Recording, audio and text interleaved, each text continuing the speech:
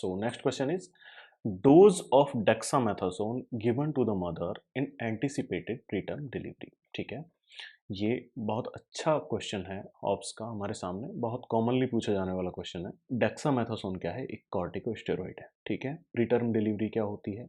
Before 34 weeks, ठीक है। अगर हमें लग रहा है कि जो डिलीवरी है वो 34 वीक से पहले हो जाएगी, तो उस कंडीशन में हम क्या करते हैं? कोर्स ऑफ कॉर्टिकोस्टेरॉइड देते हैं महिला को कुछ चीज़ों को प्रिवेंट करने के लिए, ठीक है। तो उसकी डोज क्या होगी? अगर आपने क्लिनिकल में काम किया है तो आप लोगों को पता होगा कि डेक्सामेथासोन की क्या डोज दी जाती है। तो बेसिकली डेक्सामेथासोन की 6 mg 12 आवरली 4 डोजेस दी जाती हैं। क्लियर? यानी कि 6 mg की डोज हर 12 घंटे पे दी जाएगी, 4 डोज, ठीक है। यानी कि 2 दिन तक हर 12 घंटे पे डोजेस दी जाती हैं।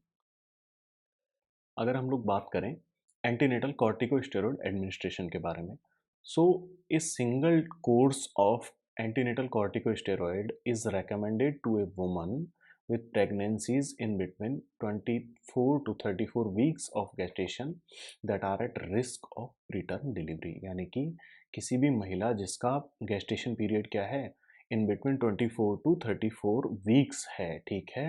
और वो क्या है, वो महिला एक रिस्क पर है। किस चीज़ के रिस्क पर है? प्रीटर्म डिलीवरी के रिस्क पर है। तो उसके अंदर हम लोगों को क्या देना है? कॉर्टिकोस्टेरॉइड्स देने हैं। कॉर्टिकोस्टेरॉइड्स हम लोग वहाँ पर क्यों देंगे?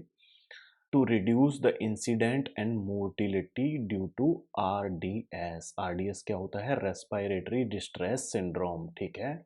जो प्रीटर्म डिलीवरी होती है उसके बाद में जो न्यूनेट्स होते हैं उनके अंदर क्या होता है? बेसिकली लंग्स के अंदर सर्फेक्टेंट्स नहीं बनते हैं।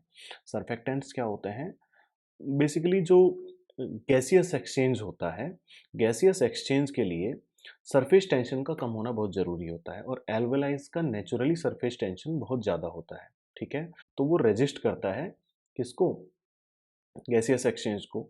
अब इसीलिए नेचर ने बाय डिफ़ॉल्ट हमारे अंदर क्या है, कुछ केमिकल्स डाले हैं। केमिकल्स क्या होते हैं? सर्फेक्टेंट्स होते हैं। सर्फेक्टेंट्स क्या करते हैं? जो एल्वेलाई है उसका सरफेस टेंशन कम कर देते हैं, ठीक है। जब एल्वेलाई का सरफेस टेंशन कम होता है तो उससे क्या होता है? गैसियस एक्सचेंज होता है, ठीक है। लेकिन जब प्रीटर्म डिलीवरी होती है तो बच्चे के लंग्स की एल्वेलाई के अंदर क्या एब्सेंट होते हैं? सर्फेक्टेंट्स एब्सेंट होते हैं, जिसकी वजह से एक सिंड्रोम होता है जिसको हम लोग बोलते हैं रेस्पिरेटरी डिस्ट्रेस सिंड्रोम, ठीक है। इसकी वजह से बच्चा प्रॉपरली ब्रीद नहीं कर पाता है, ठीक है। तो अब हम लोग क्या करेंगे कि हम लोग एक ऐसी मदर जिसके अंदर प्री टर्म डिलीवरी होने के चांसेस हैं, उस मदर को हम लोग यहाँ पर क्या दे रहे हैं? उस मदर को हम लोग एंटीनेटल कोर्टिकोस्टेरॉइड थेरेपी दे रहे हैं, जिसके अंदर हम लोग 2 ड्रग मेनली यूज़ करते हैं, एक डेक्सामेथासोन और एक बीटामेथासोन। ये दोनों ड्रग क्या करती हैं कि जब डिलीवरी हो जाएगी, ठीक है? उसके बाद में हम लोग जब उस बच्चे को क्या देंगे? एक्सोजीनस सर्फेक्टेंट थेरेपी देंगे। तो उसके साथ में क्या करेंगे? उसके साथ में मिलकर के जो उसका ओवरऑल थेरेप्यूटिक इफ़ेक्ट है, उसको बढ़ा देंगे, ठीक है?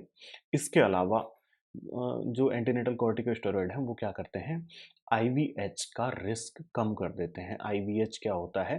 प्रीटर्म बेबीज़ के अंदर इंट्रावेंट्रिकुलर हेमरेज होने के चांसेस होते हैं, ठीक है। ये हार्ट वाला वेंट्रिकल नहीं है, ये ब्रेन वाला वेंट्रिकल है। Right, left, third and fourth, ठीक है। तो ब्रेन के अंदर जो वेंट्रिकल सिचुएटेड होते हैं उनके अंदर क्या हो सकता है? हेमरेज हो सकता है प्रीटर्म डिलीवरी से जो बच्चे होते हैं उनके अंदर। तो उसका रिस्क भी रिड्यूस करता है क्या? एंटीनेटल कोर्टिकोस्टेरॉइड्स, ठीक है। इसके अलावा क्या करता है? एनईसी का रिस्क कम करता है। एनईसी क्या होती है साहब? इस तरीके के जो बच्चे हैं प्रीटर्म जो बेबीज़ होते हैं उनके अंदर नेक्रोटाइजिंग एंटेरोकोलाइटिस, ठीक है। एक तरीके का बैक्टीरियल इन्फेक्शन होता है जिसकी वजह से क्या होता है? इंटेस्टाइनल पार्ट का क्या होता है? नेक्रोसिस होने लग जाता है, ठीक है। तो उस चीज़ को भी क्या करता है? एंटीनेटल कोर्टिकोस्टेरॉइड रिड्यूस करता है। इसके अलावा neuro developmental impairment, neuro developmental impairment जो है वो प्रीटर्म बेबीज के अंदर देखने के लिए मिलता है। डेवलपमेंटल इम्पेयरमेंट के अंदर क्या होता है, बेसिकली ब्रेन से एसोसिएटेड जितने भी फंक्शंस हैं, ठीक है, तो वो फंक्शंस किस पर डिपेंड करते हैं, बच्चे के न्यूरो डेवलपमेंट पर डिपेंड करते हैं। और जो प्रीटर्म बेबीज हैं उनके अंदर ये इम्पेयर्ड देखने के लिए मिलता है। तो इस इंसिडेंस को भी रिड्यूस करने के लिए हम लोग क्या करते हैं, एंटीनेटल कोर्टिकोस्टेरॉइड का इस्तेमाल करते हैं। इसके अलावा पीवीएल का रिस्क ये कम करता है। पीवीएल क्या होता है, पेरीवेंट्रिकुलर ल्यूकोमलेशिया। पीवीएल के अंदर क्या होता है, ब्रेन के जो वेंट्रिकल्स हैं उनके अंदर होल्स हो जाते हैं, ठीक है, तो उसे भी प्रिवेंट करने के लिए क्या हम लोग यूज करते हैं, एंटीनेटल कोर्टिकोस्टेरॉइड थेरेपी यूज करते हैं, ठीक है। So conclusion is, overall neonatal motility को रिड्यूस करने के लिए ऐसी मदर जिनके अंदर प्रीटर्म डिलीवरी होने के चांसेस हैं, उन मदर्स को क्या दिया जाता है, एंटीनेटल कोर्टिकोस्टेरॉइड्स दिए जाते हैं, ठीक है। तो यहाँ पर दो तरीके के कोर्टिकोस्टेरॉइड हम लोग दे सकते हैं। पहला है बीटा मैथासोन। बीटा मैथासोन क्या है, स्टेरॉइड ऑफ चॉइस है।